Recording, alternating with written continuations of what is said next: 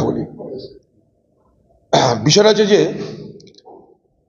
1 বা 2 তারিখ থেকে মার্চের পবিত্র রমজান মাস শুরু হচ্ছে। এই রমজান মাসকে কেন্দ্র করে মুসলমান সম্প্রদায়ের মানুষের ধর্মীয় আবেগ,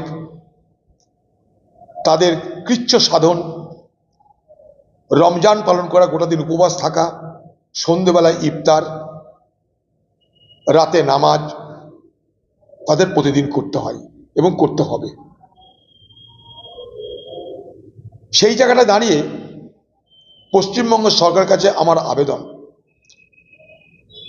এক, পবিত্র রমজান মাসে সরকার, যারা সরকারি কর্মচারী তাদের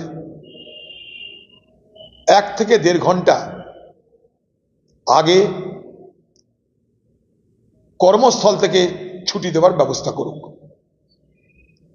2 নম্বর, যেমন পুজোর সময় মণ্ডপে মণ্ডপে প্রচুর পরিমাণ টাকা দেওয়া হয়, সেই রকমভাবে ঈদগাহ, যে ঈদগাহগুলোকে কেন্দ্র করে গ্রামে গ্রামে এই উৎসব চলতে থাকবে, যে ঈদগাতে গোটা গ্রাম, গোটা সমাজের মানুষ ঐক্যবদ্ধ হবে, যাবে, যেখানে নামাজ পড়া হবে উৎসবের সময়, সেই ঈদগাহকে আলোকসজ্জায় সজ্জিত করার জন্য সরকারের পক্ষ থেকে বিশেষ অর্থ বরাদ্দ করবার দরকার আছে বলে আমি মনে করি।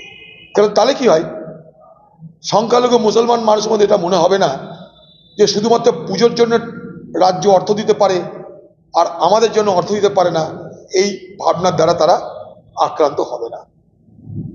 3 নম্বর, সরকারি কর্মচারীদের উৎসবের সময় যেমন বোনাস দেওয়া হয়, ঠিক একইভাবে মসজিদে মসজিদে ইমাম এবং মুয়াজ্জিনদেরকেও বোনাস দেওয়ার ব্যবস্থা করা হোক।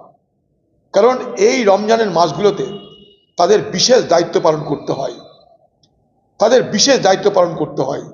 সকাল থেকে রাত পর্যন্ত, সাহরি থেকে শুরু করে তারাবি হয়ে রাত পর্যন্ত প্রচুর দায়িত্ব পালন করতে হয়। তাই যখন সরকারি কর্মচারীদের বোনাস দেওয়া হয়, তখন সেই মাসটাতে যারা প্রতিটা দিন মেহনত করছে তাদের জন্য কেন বোনাস দেওয়া হবে না?